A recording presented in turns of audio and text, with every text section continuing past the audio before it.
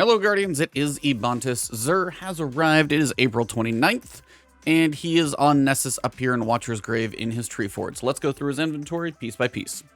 Alright, first we've got the Hard Light Auto Rifle. If you don't own this, you definitely should. It's one of the most versatile weapons when it comes to match game and shielded content because rounds fired from this weapon have reduced damage fall-off, so you have very good range, especially when you get the Catalyst in here. It makes it even better. Over penetrates, ricochets off surfaces, projectiles do more on damage, bounce, and you can change between Arc, Solar, and Void. Literally just a must-have for pretty much anything, depending on what your barrier or your overloads or whatever your champions are. If you don't own a Hard Light, buy it. It is a must.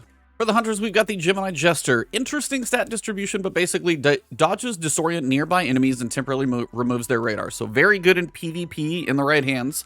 Mobility probably should be the highest stat in here. Unfortunately, it is not. It does spike in discipline and resilience if you're looking to build into anti-flinch for something potentially that you'll be doing in next season, because resilience is going to stack into that.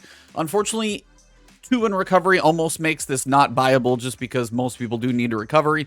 If you've got it somewhere else, maybe, but honestly, like the low strength for a hunter, the low recovery for everyone, low intellect, and high resilience on a hunter, it just isn't the greatest distribution. If you've never had them before, you've at least got some mobility and some discipline to work with, maybe worth an experimentation. Other than that, you've probably got a better roll already. For the Titans, we've got the Mark 44 stand-asides. These are going to basically grant you an overshield when you're sprinting at full health, the specific caveat there, when with the basically shoulder charge abilities equipped.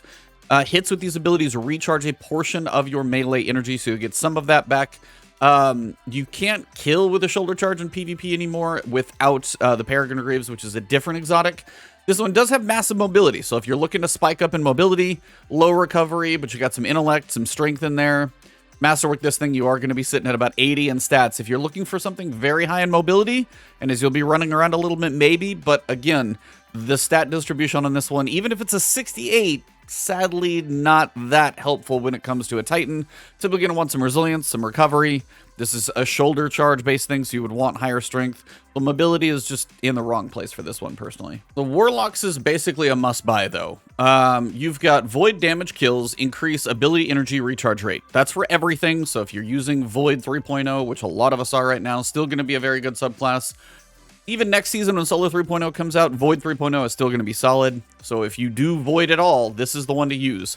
You got 13 in recovery, which is going to be helping you some with flinch. Or sorry, 13 in resilience. 15 in recovery, good for Warlocks across the board. 26 in discipline is massive for grenades and Warlocks. So honestly, this is a god tier roll for Warlocks. Please make sure you pick this up. I'm going to buy it. Make sure you do as well. All right, here are other exotics. You've got a Rangefinder Hawkmoon. This is going to play into certain people's playstyle. You've got increased range. You've got Rangefinder, which aiming this weapon increases its effective range, and zoom magnification, which some people are really going to like. And you've also got Combat Crypt for greatly reducing recoil. So all in all, for PvPers, Hawkmoon could be a stout one. You do have Vorpal weapon here for Dead Man's Tale, but even though it's got high caliber rounds, you're running full bore, which is going to increase range, which isn't a bad thing per se, but range is probably not what you're hurting on. Decreasing stability, decreasing handling. You get a good chunk of handling back here, but the low stability may be something to check on. This may not be the god roll to go for. Personally, I've already got one, so I'm good. But again, the currencies that these take, this one may be very good for PvP, but the Vorpal with the really low stability may hurt some people, depending especially on platform. For your legendary weapons, you've got a 7 Seraph with Hipfire Grip. Can't really recommend that one. You've got a GN7 if you don't have an Arc Pulse Rifle with high caliber rounds, Zen Moment, Outlaw, long zoom scope, and rangefinder. Not a bad GN7 if you don't have an Arc Pulse Rifle. This may fill a hole that you may need in your archetypes. You've got False Promises with Killing Wind and Sympathetic Arsenal. Not really something that I favor. Some people may like it, but just, you know, the 360 autos not really doing it for me anyway. Timeline's Vertex. Not really exactly a god roll, but again, remember the adaptive frames, the 660 charge times are the ones kind of staying neutral. They're not getting any longer charge time, and you've got some good stability potentially on this one that you can get on it, and then you've also got some range that you can put on as well with a range masterwork. Not a god tier roll, but again, if you don't have a Timeline's Vertex and you got a decent amount of shards, might pick that one up, see how it feels. You've got a couple snipers that I think in the right hands could probably be good. You've got a Firmly Planted, Opening Shot, You're going to have Alloy Mag, which probably isn't going to do too much. And then you can also get some range on this one with a range meshwork. Some people are really, really going to play well with the firmly planted, like sliding into a lane, accuracy, stability, and handling, and opening shot. Those could play well for a good sniper. The sword, Tireless Blade and Surrounded, not really doing much. Then you've also got moving target, high impact reserves with a range meshwork. Basically going to end up with like 98 range on this one. You've got high impact, so it's already hitting hard when you go into PvP. Moving target, you can get some stability on this one if you're good with the range amount. You've got plenty of range, so if you want to get some stability as well, that's up to you where you want to play. There are some PvP players, I think, who could do something good with those.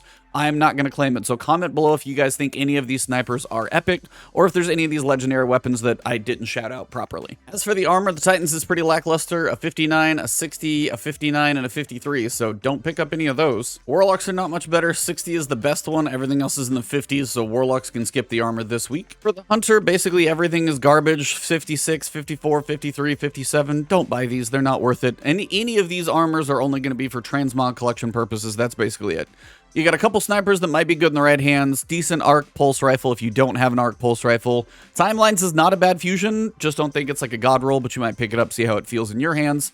Make sure if you're a Warlock, or even if you're not a Warlock, you buy this exotic. It's a very, very good roll. Also, Hardlight, a must-own exotic for pretty much anything, because there are very few that do what it does. If you don't have it already, make sure you pick it up. If you enjoyed the video, drop a like below. Leave a comment if you just want to say hello, or maybe I didn't shout out something and you think I should have. Put that in the comments as well. If you want to find me on Twitter, it's Ebontis. On Twitch, streaming this Elden Ring or anything else, it's Ebontis over there as well.